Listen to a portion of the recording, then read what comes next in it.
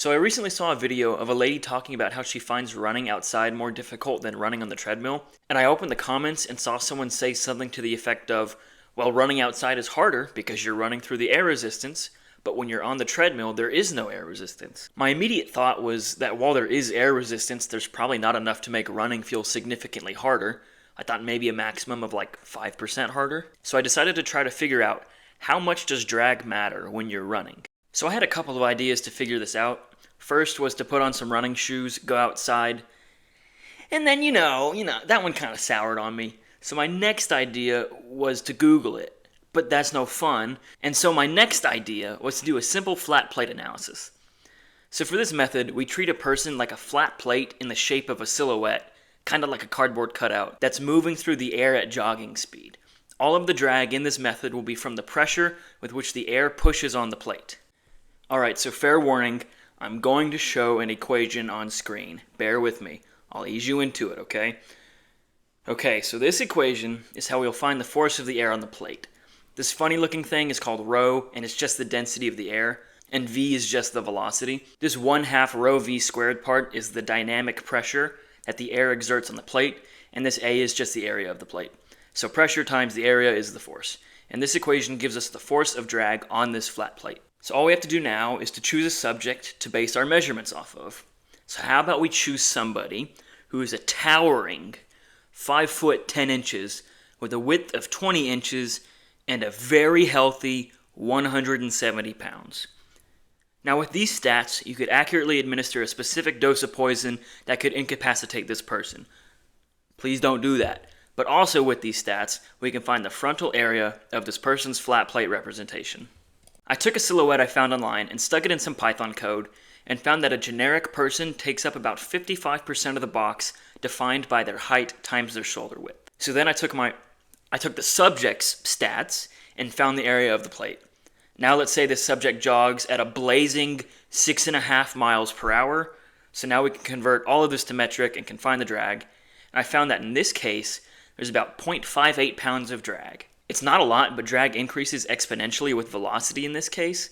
So if I were to run at 13 miles per hour, which is just over 4.5 minutes per mile, the drag would be 2.31 pounds. So to figure out how much harder running is with this drag, I found the power required for a human to run by multiplying the energy cost of running by my weight in kilograms and pace in meters per second. The power to overcome drag is just multiplying the drag force by running velocity. So compared to running without drag, running with drag requires 3.4% more power for 6.5 miles per hour and 13.6% more for 13 miles per hour. I threw together some plots for this method so you can see about how it would affect you. So you'll need your weight in pounds and your frontal area. So just measure or estimate shoulder to shoulder in inches, and then find your height in inches. If you need help with that, here is a helpful chart.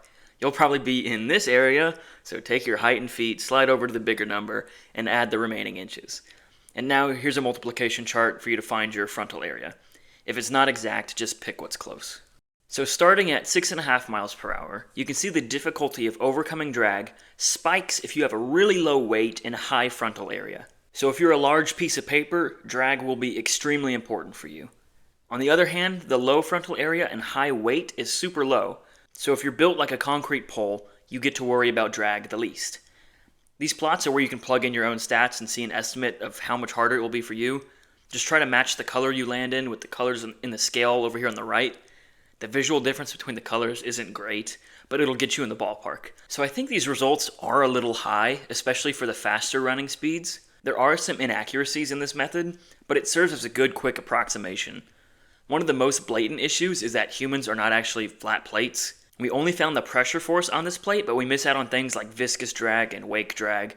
And it's also not entirely fair to assume the flow stagnates everywhere on the frontal view of this person. So this leads me to the second method, using CFD. So I took a simple mannequin model and stuck him in SimScale, which is a free online simulation tool. Obviously I'm not sponsored by them, but I use their tools to do this, and I appreciate that it's free and so accessible. So I tested this mannequin guy at 6.5 miles per hour and 13 miles per hour and found the drag force on him. So here's some of the results. You can see the particle traces that I have here on our mannequin guy. He's about 6 feet tall. And you can see back here, there's all this like kind of nastiness here. That is the wake drag, where the flow separates going around this guy.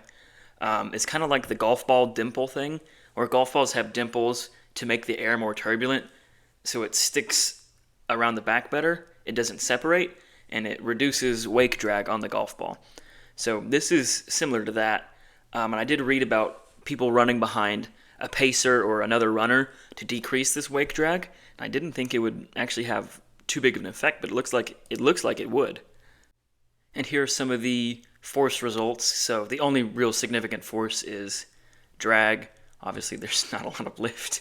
And it kind of settles around, we'll say it's 2.77. So this is 2.77 newtons of drag on this mannequin moving at 6.5 miles per hour. And then this is the 13 mile per hour mannequin guy. Again, you can see all that wake drag back there. And here are our force results for the 13 mile per hour mannequin. Again, it's only really drag, and we kind of settle on 10.6 newtons. So these results are actually pretty close to the flat plate analysis. I'll put the results on screen here, but they're still not quite exact. We still get that drag is much more important at high speeds, but it still just seems higher than I'd actually expect. But we can still make this analysis better. Nobody runs standing upright with both feet on the floor and arms to their sides. Running is a motion with arms and legs forward and back, so it's hard to stick it in some CFD and get back results. But I can at least pose the mannequin like it's running and see if a running position decreases the drag. So I took another mannequin and painstakingly posed him like he's running. Both of these mannequins are about 6 feet tall, which is close enough to my height, or at least that's what I tell people. This mannequin went back into the CFD. So here's our new guy. You probably recognize him from the thumbnail. And again, we get similar results with the wake drag back here. But let's go take a look at the force and see if it decreased. Alright, here's our big reveal. It looks like the drag actually does decrease when you put the mannequin in a running position. So our force of drag has gone down by changing the position of our mannequin to be in a running position. And one last simulation here. Here's the 13 mile per hour one. Again, particle trace, wake drag. You get it at this point. And similar to the 6.5 mile per hour case, we see that the drag does decrease with our guy put into a running position. So now it's about 6.78 newtons for 13 miles per hour. So with these results, we see that running at 6.5 miles per hour with drag requires about 2.3% more power, and for 13 miles per hour, we get that it takes about 9% more power. And I picked 13 miles per hour as like the upper limit of if I spent my whole life running, what could I achieve? And seeing how I'm nowhere near running at 13 miles per hour, drag does not really matter for me. To put this into perspective, if I'm running at 6.5 miles per hour and the drag force is like 1.8 newtons, that's about 0.4 pounds. That's the equivalent of me walking at about a 0.25% incline, or about 0.14 degrees. To put that into perspective, this entire video has been rotated 0.14 degrees the entire time you've been watching it. Seriously, go back and see if you can spot it. So my conclusion is that for most of us, drag doesn't really matter. Running up an incline will likely be much more difficult than overcoming drag. Drag does become more difficult to overcome at higher speeds though, but from what I've calculated, for about a 4.5 minute mile pace, it's only 9%. These results are quite comparable to what's available online about this topic. So I did just end up Googling it. This one website claims drag coefficient times area is 0.24, so a 70 kilogram person running at about 12.5 miles per hour has to run about 6.6% harder. I found for myself running a bit faster at 13 miles per hour would be about 9%, so the results are fairly close. Again, my CFD simulation isn't entirely accurate, as you constantly change your position when you run, so drag won't be constant. My simulation only captured one position of one mannequin, but I think the results are close enough to what I found online to feel like I did a decent job of capturing how much harder drag makes running. So here's some of the results from the online drag coefficient. So I think it was 0.24 CD times A. So you can see here, increasing speed increases how much harder it is to overcome that drag, and decreasing weight makes it more difficult. So when you're lighter, you need less power to run, and so the power to overcome drag is relatively bigger compared to the power that you need to run. So that's why you can see here, 50 pounds, it's like significantly harder to overcome that drag than at 300 pounds. And this also raises another interesting point. I'm not sure how much I actually trust this drag coefficient that I found, because it kind of assumes like that, let's look at, I don't know, let's look at 7.5 miles per hour here. It kind of assumes that a 300-pound person running at 7.5 miles per hour and a 50-pound person running at 7.5 miles per hour will have the same amount of drag. It doesn't account for the actual frame or size or shape of the person. So I'm not sure how accurate it is. I mean, maybe the truth is in between my model and this model. So there is some doubt in this too. But the general trend, the general thing that I've found here is that at lower speeds, it's not very significant. It's not hard to overcome drag. At higher speeds, that's when you should worry more. Now, if there's wind, drag can be much more important.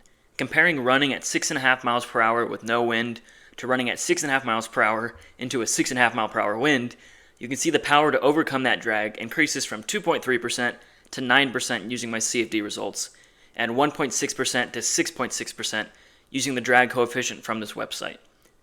And of course, it'd be even more significant if you run faster into more wind. If you're running into wind, the solution is just to turn around. You're already outside, just go the other way.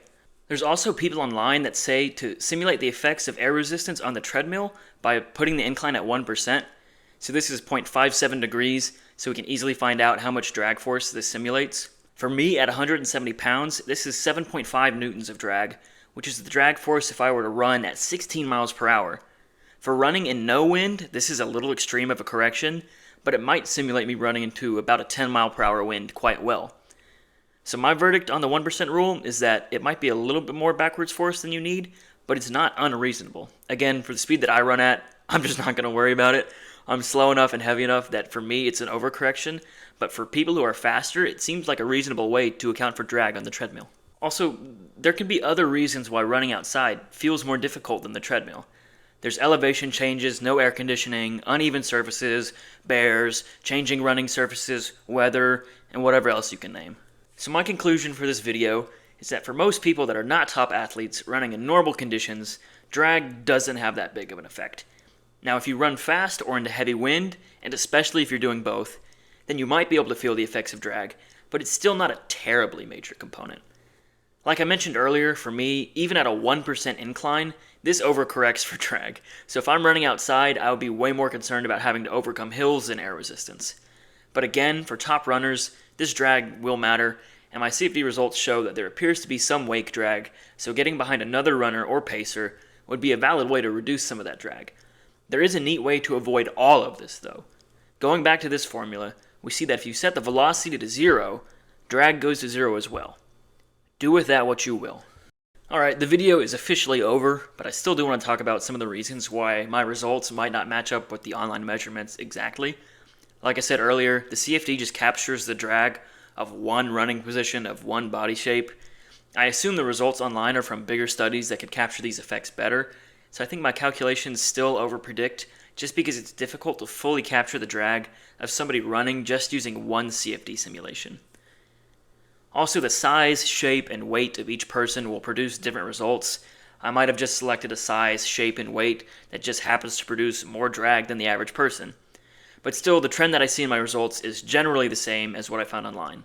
If you're not real fast like me, it won't matter too much. If you're faster, it could matter. So I also just wanted to take a second and kind of explain why I did all the steps and the methods that I did do. So the flat plate, it's just a fast approximation, and we can see how the drag changes with a person's shape or size, but the cons of this method are it's not super accurate. So then I went to the CFD, which can help validate my flat plate results, but again, it's not super accurate.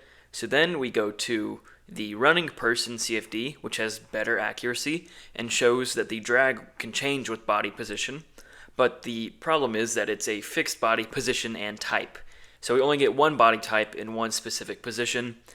And then Google validates all of these results, gives us probably the best accuracy, and validates my CFD, but also it's also a fixed body position and type, so the drag will be the same for a small person and a large person running at the same speeds.